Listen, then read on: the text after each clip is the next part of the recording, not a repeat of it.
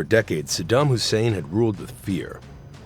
But now the man who once stood untouchable was locked in a small guarded cell. Cameras would capture every moment. Millions would watch as Iraq's dictator faced the same fate he had given so many.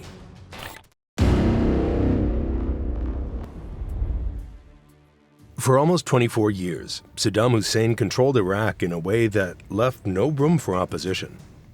From the moment he took power on July 16, 1979, his presence was impossible to escape.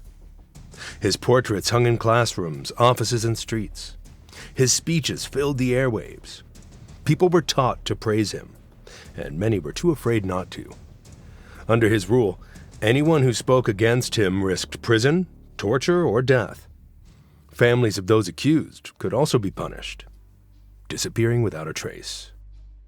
He had survived wars with neighboring countries, crushing uprisings, and years of strict economic sanctions from the outside world. His security forces were loyal, and his network of spies reached into every neighborhood. To many Iraqis, the idea of him being overthrown seemed impossible. But in 2003, everything changed. The United States and its allies invaded Iraq, accusing Saddam of hiding dangerous weapons and supporting terrorism. The invasion was swift and relentless. American warplanes pounded Iraqi defenses. Missiles lit up the night sky over Baghdad, and the sound of explosions became constant. Iraqi forces tried to fight back, but they were no match for the overwhelming firepower. City after city fell. By early April, the road to the capital was open. On April 9th, American tanks rolled into Baghdad. The streets were filled with chaos. Some people hid in fear. Others came out to watch. That same day, in Firdos Square, one of the most symbolic moments of the war unfolded. U.S. troops, helped by cheering Iraqis, pulled down a massive statue of Saddam. Its face, once towering over the city, crashed to the ground. Crowds stomped on it, some hitting it with shoes, which is a deep sign of disrespect in the Arab world. In just days, his powerful government collapsed. The ministries were empty, soldiers deserted their posts, and looters tore through government buildings. The man who had ruled Iraq for more than 2 decades vanished into the shadows. For months, he was nowhere to be found. The U.S. military poured enormous resources into finding him, launching one of the biggest manhunts the world had ever seen. They called it Operation Red Dawn, named after a 1984 movie about a surprise attack on America. But this was no small mission. Thousands of troops were involved, supported by helicopters buzzing overhead, armored vehicles rumbling through villages, and intelligence teams working around the clock. Every possible lead was chased down. If someone whispered that Saddam had been seen in a village, soldiers were there within hours. If a safe house was suspected, it was raided immediately.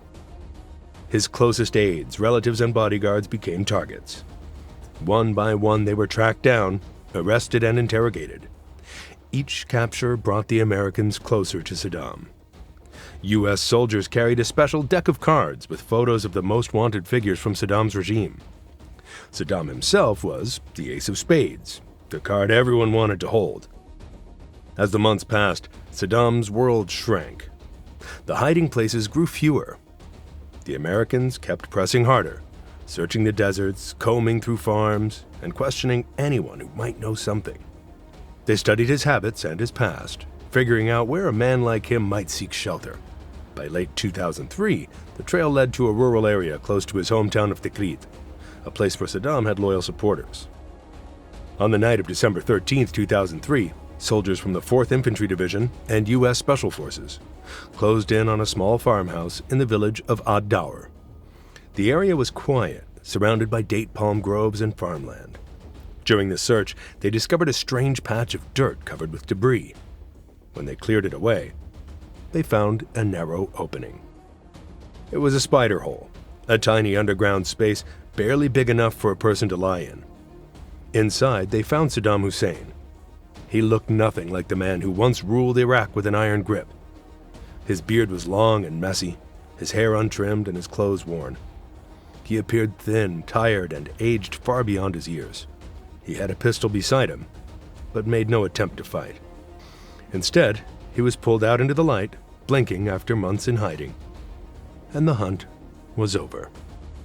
For many Iraqis, this was a moment they thought would never come. But capturing him was only the beginning.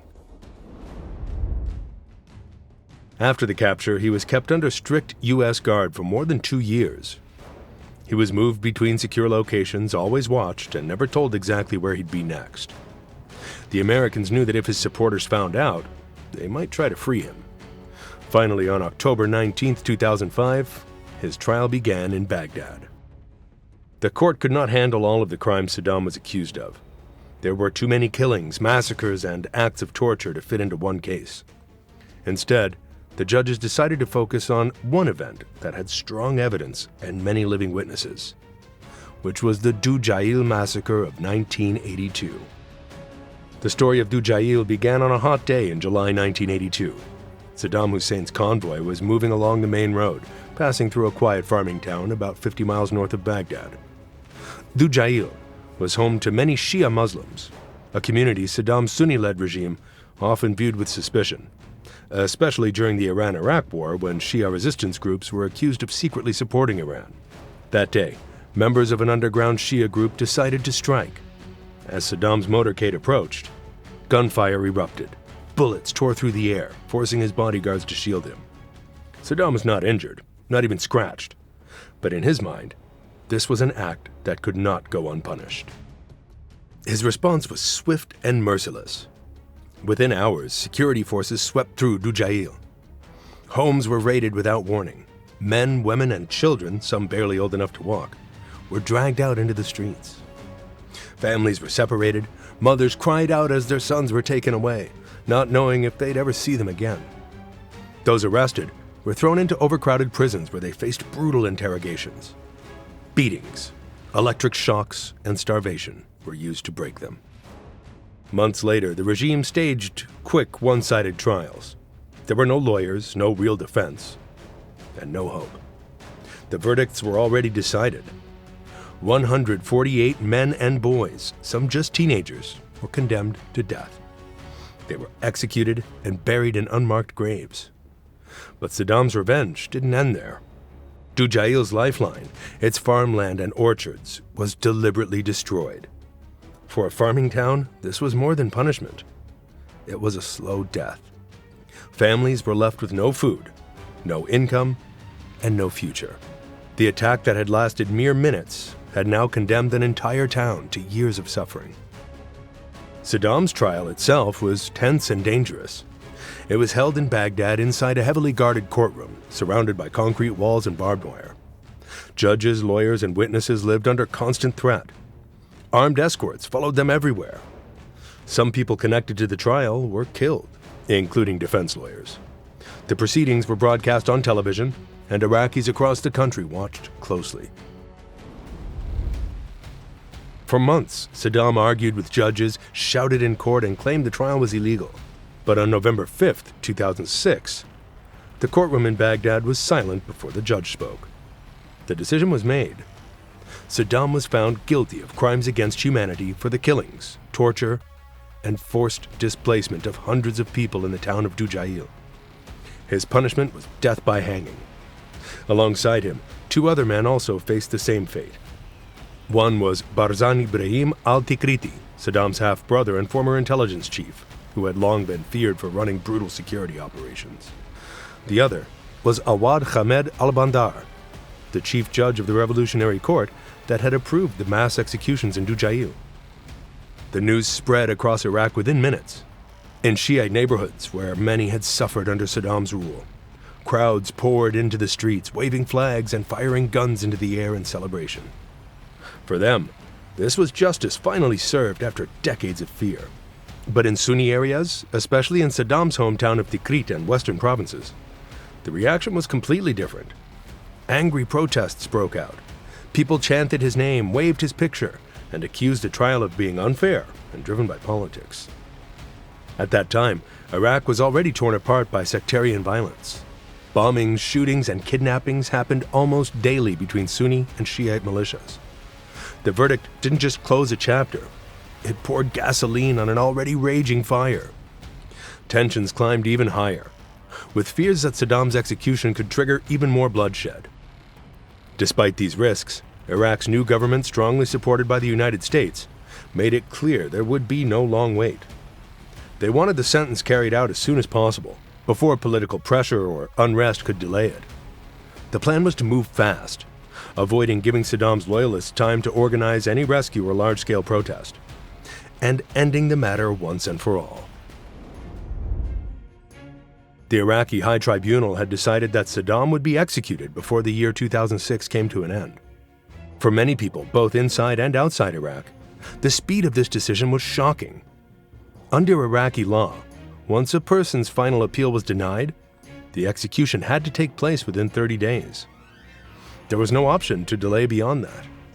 Saddam's lawyers made one last effort to save his life, but on December 26, 2006, the appeal was officially rejected. The clock started ticking. From that day forward, Saddam had only a handful of days left to live. His enemies wanted justice served, and his supporters feared they would lose their leader forever. The country was tense. Every news channel in Iraq was following the story, and every household was talking about it. Saddam was transferred to an Iraqi-controlled facility in Baghdad known as Camp Justice.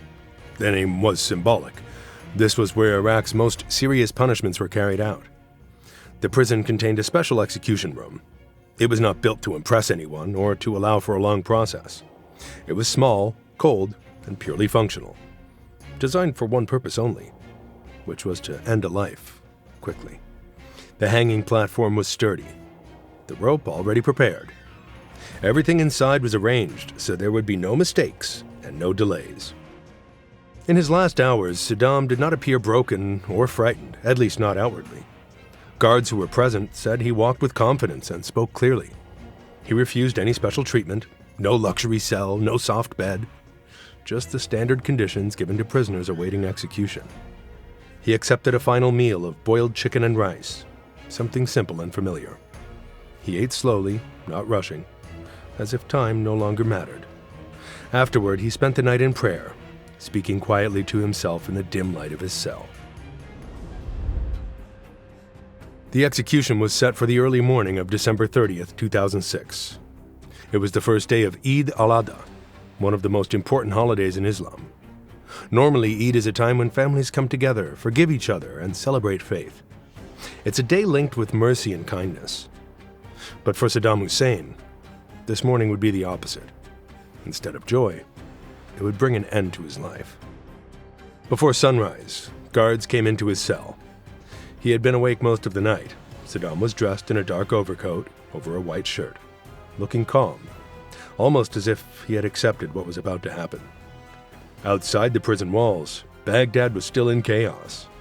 The Iraq War had torn the city apart. Bombings happened almost daily.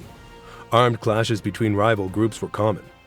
Even that morning, the sound of distant gunfire reminded everyone that the country was still bleeding. Inside the prison, security was extremely tight. No one who wasn't directly involved in the execution was allowed anywhere near the area. The few people permitted to attend were carefully chosen. They included senior Iraqi officials, judges who had sentenced him, religious leaders to oversee the process, and a few guards to handle the procedure. The execution chamber was not a grand hall, but a plain, cold room. In the middle stood a wooden platform, raised just high enough to hide what would soon happen beneath it. The gallows looked simple, just a trap door and a rope, but its purpose was final. The rope itself was thick and tightly wound. It had been measured to Saddam's height and weight, designed to snap the neck in one swift drop. There would be no mistakes, no second chances. As Saddam entered, his hands were tied tightly in front of him with a cord. He didn't stumble. He didn't lean on anyone. Step by step, he walked forward on his own. When the executioner approached with the noose, Saddam didn't resist. The rough rope was slipped over his head and tightened around his neck. An assistant offered him a black hood to cover his face, but he shook his head. He wanted his eyes uncovered until the very last moment. At exactly 6:05 a.m., the executioner reached for the lever and pulled it hard. The wooden trapdoor beneath Saddam's feet swung open in an instant. He fell straight down, and the rope snapped tight with a sharp, heavy sound. The force made his body jolt once before it went completely still. Years of power, fear, and violence ended in less than a second. For a brief moment, the room was silent. Everyone was trying to process what had just happened. Then the voices started. Some of the witnesses clapped and shouted in celebration. Others shouted back angrily, turning the scene into a shouting match. There was no single mood in the room. Some saw justice, others saw revenge, and some simply saw the end of a long chapter in Iraq's history. The execution had been officially recorded by the government for documentation, but someone in the room had also filmed it on a small mobile phone. That unofficial video captured not only the drop, but also the taunts and chaos in the moments before and after. Within hours, the footage was leaked and spread across the internet. Millions of people from Baghdad to Washington saw it. The images were raw, unedited, and deeply controversial. What was supposed to be a controlled and private act of justice became one of the most watched and debated public executions in modern times. After the execution, Saddam's body was taken down from the gallows and placed in a plain white shroud, following Islamic burial customs. It was then moved under heavy guard to a helicopter that would fly it to his birthplace, the small town of Al-Auja, near Tikrit. This was the same place where he had grown up, and where many of his close family members were buried. He was laid to rest in a simple family plot beside his two sons, Uday and Qusay, who had been killed by U.S. forces in July 2003 during a fierce gun battle. The burial happened quickly, before sunrise, both for religious reasons and for security. Dozens of cars and trucks arrived quietly in the dark, carrying tribal elders, family members, and a few former loyalists. Hundreds stood around the grave as the body was lowered into the ground. Saddam's execution was supposed to be the closing chapter of one of Iraq's darkest stories. But instead of uniting the country, it split it even further. For many Shiites, it was justice, payback for years of fear, killing, and persecution under Saddam's rule. They remembered the mass graves, the chemical attacks, and the disappearances. To them, his hanging was a long overdue punishment. But for many Sunnis, it felt like something else entirely. They saw it as a political killing, not a fair trial. The timing in the middle of a brutal sectarian war only deepened their suspicion. To them, Saddam was not just a dictator. He was also a symbol of Sunni power in Iraq. His death felt like another step toward their community's loss and humiliation. The months that followed did not bring peace. Iraq in 2006 was already drowning in bloodshed. Suicide bombings, kidnappings, and street executions were daily horrors. Tens of thousands of civilians had been killed that year alone. When 2007 came, the violence only escalated. Entire neighborhoods were emptied as families fled sectarian attacks. Baghdad became a city of concrete walls and checkpoints, each district guarded by militias or soldiers. And for the rest of the world, the shaky, grainy footage of Saddam's last moments became one of the most haunting images of the Iraq War. It spread across the internet and TV screens in every corner of the globe.